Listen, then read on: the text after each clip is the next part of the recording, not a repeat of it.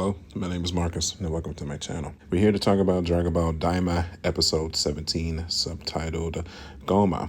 Arguably, finally, the best episode that Dragon Ball Daima has given us thus far. I know we've had a few stinkers the past few weeks.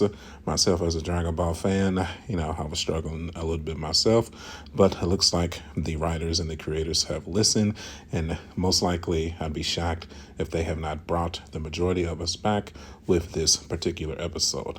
The episode starts off with Goku and Vegeta fighting over who gets to fight Majin Buu. Of course, Goku wins that battle because Vegeta was the one who fought the last Tamagami.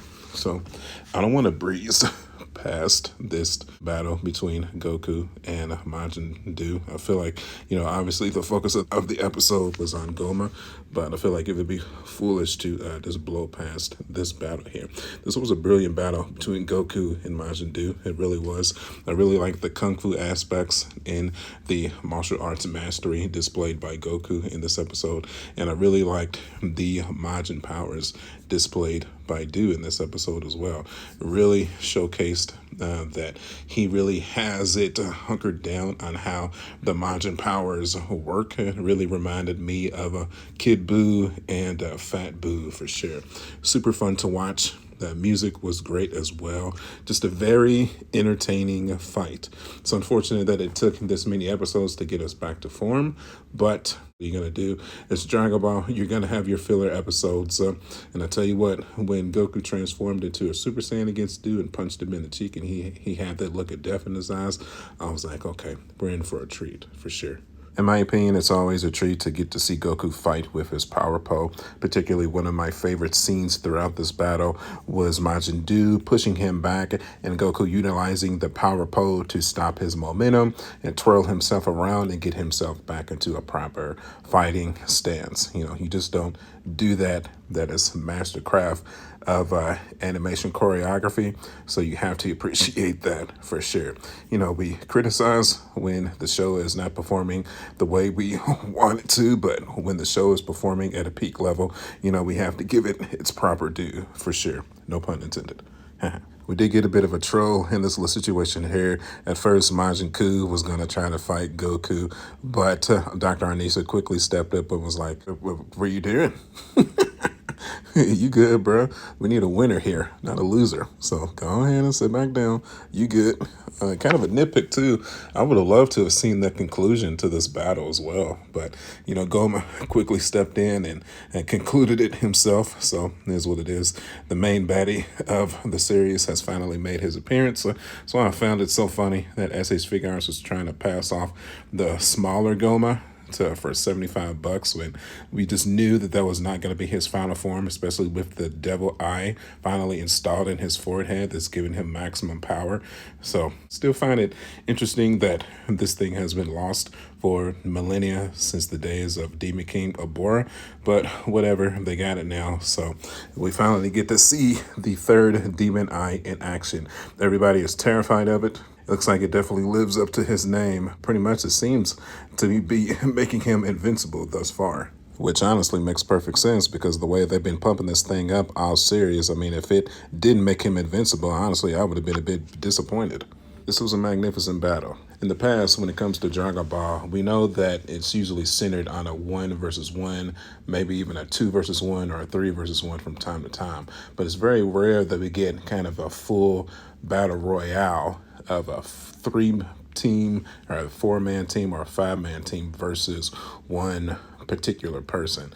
So that's what we got going on here. Of course, Vegeta was the first to step up to challenge Goma in his natural state. Okay.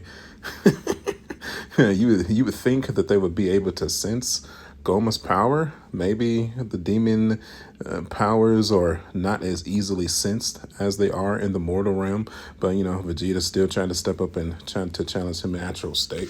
Goku followed suit as well, challenging him in his natural state as well. At the very least, to try to save this, at least Piccolo took off his turban and his shoulder pads take on Goma. He was like, yeah, maybe I should go in here with full power, just a thought. Which brings another situation that I have to bring up, just a small nitpick, I promise. So once, Goku and Vegeta and Piccolo are taking him on, Goku realizes that this is by far the strongest being that they faced in their adventure here thus far. And he makes a nod to Supreme Kai and Glorio. They're like, hey, man, we're going to need some help. And this dude is a lot stronger than we thought he was going to be. We're going to need all hands on deck here. And then shock the shit out of me. Supreme Kai actually jumps into action and starts shooting out Ki Blast. Okay, cool. So quickly into the battle of Goma versus our five heroes, quickly realized that their attacks are not making any kind of a dent at all. And it appears that Goma is just messing around with them. We have some brilliant animation going on here, seeing Super Saiyan Goku, Super Saiyan Vegeta, and Piccolo fight as one, fighting together. It's very rare that you get a situation like that in the canon manga slash the anime. So I just want to take a second to appreciate that sector as well. We've never really seen that before, maybe not like since the Cell Saga of seeing all of them fight together as one. So that was super cool to see. I also really enjoyed the scene of Bulma calling out Dr. Arnisu as well. Like, hey, you got some strong fighters there. This dude seems hell-bent on destroying the demon realm. It's probably not going to be good for you if he wins, so you might want to help our guys here. Maybe send your two Majas there to help them win. And Dr. Arnisu looks at Bulma and she's like, shit, you got a point. Y'all go ahead now. Go fight. Good times, man. Good times. Then we have most likely the most awkward interaction in the entire Daima series when we have Nevu telling Tamagami 3 to go and fight Goma as well, but he doesn't actually just come out and say it. He says it with winks and shoulder shrugs and head nods and winks and more winks, and Tamagami 3 is like, what?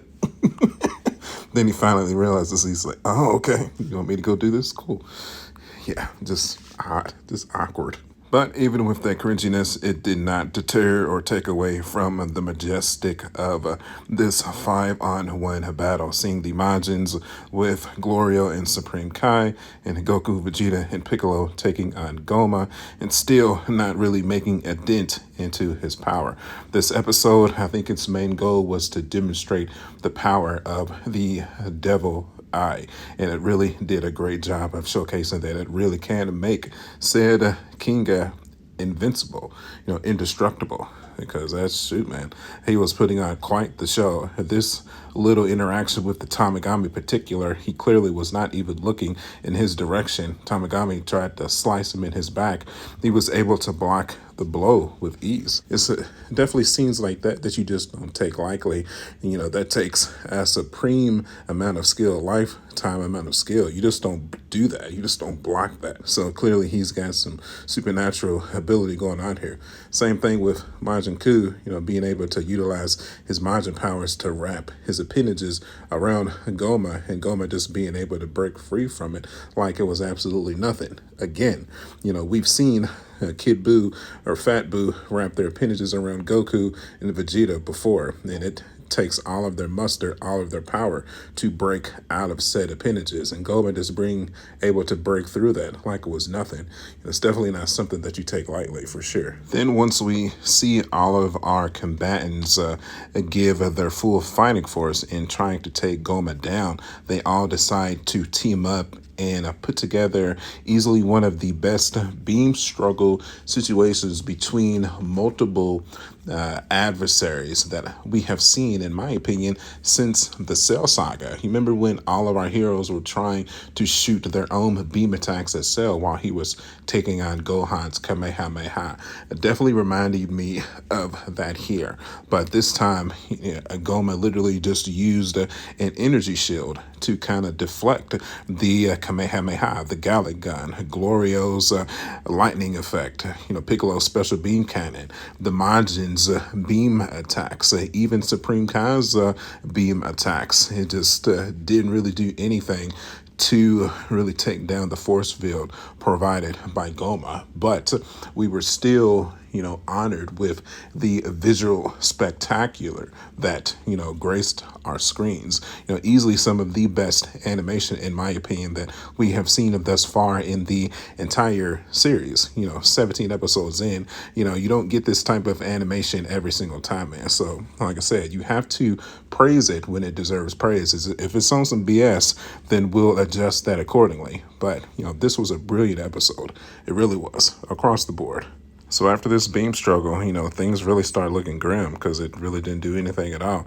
Vegeta and Goku both lose their super forms, and Vegeta's still trying to attack. Obviously gets beat down, and he ends up asking Goku if he has any more of the Senso Beans survivor bugs. Of course, we know that Goku dropped that little bag out of his pouch earlier in the episode. And Gomez specifically picks out Goku, and he's about to deliver a finishing blow on him, where Tamagami 3 and Majin Buu save him at the last second, which finally at this point Goku realizes that he's like, okay, it's time to pull out all the stops. It's time to go full power. I don't know why it has to be a near-death situation to make Goku realize that maybe I should take this fight seriously, but here we are. And then at this point, of course, Goku begins channeling his energy in a very familiar way, and he transforms into a Super Saiyan 3. Then all Dragon Ball fans' wet dreams finally becomes a reality. Ha ha ha. Gotta love it, man. I've already seen on some of the Facebook forums people complaining about how the hair looks. Listen, bro, I like to nitpick on certain story aspects of the Dragon Ball storyline, but you're never going to find me complaining about the look of Super Saiyan 3. It looked epic in the Buu saga. It looked epic versus Beerus. It looked epic in the World Survival Tournament. It looks epic here. I like the eyebrow ridges. I like the pupils and the green eyes. I like the long flowing hair. I like the fluorescent hair drooping over his forehead. It's always been a cool looking form. It's always been a radical form. It's always been a disgruntled form that drains the power too fast. But every time I have seen it in the manga and or anime, it has put a smile on my face. I would be sitting here lying to y'all as a Dragon Ball fan if I didn't say that, period. Saying all that now I am simply waiting on SH Figure Arts to make their assured announcement that a Daima Super Saiyan 3 Goku is absolutely coming soon. I cannot wait. The moment they do, that pre-order will be going down into the system. Just saying. Now, for my premonitions, as I have stated before, I think Super Saiyan 3 Goku is going to put up a great fight against Goma, but honestly, I do not think it's going to be enough. We definitely need Vegeta to get one of those energy-giving bugs so that he can get his energy back. Then we can most likely and finally get what we've all been clamoring for since about the middle of this series, and that is seeing Super Saiyan 3 Goku and Super Saiyan 3 Vegeta fight together against a common adversary. That's something that core Dragon Ball fans that we have wanted for the past 20-25 years, and Daima, it seems we are finally going to get that prophesized battle. I cannot wait, man. Truly. Honestly, I still say that we get a fusion, either Gogeta or Vegeta. We see a Super Saiyan 3 version of one of the fusions, and that will be the final point that takes down Goma. I don't know for sure, but I think if I've been watching Dragon Ball long enough, that is probably the route that they are going to go, specifically so that they can sell more toys. Gotta get a fusion in there so that they can sell some more toys too, man. It just makes sense to me. So, okay. Excellent episode across the board. There is no denying that anybody that has ever been a fan of Dragon Ball, Dragon Ball Z, Dragon Ball Super, Dragon Ball GT, you love this episode. There's no doubt about it. There's no debate about it. There's no argument about it. That's why I spent the last 15 minutes praising this episode. Period. So if you enjoyed this video, you know what to do.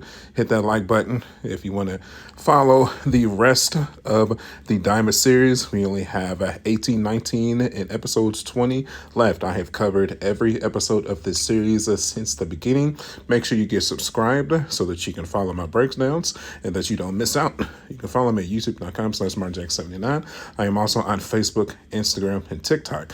I'm also very excited to see SH Figure Arts reveal that final form, Devil Eye Goma, as well. I'll definitely be putting my pre-order down for that one. Not little Goma. We could definitely get big Goma, though. Just saying. Alrighty, my friends. As always, thank you all for the support, and I will see y'all on the next one. I'll catch y'all later. Bye.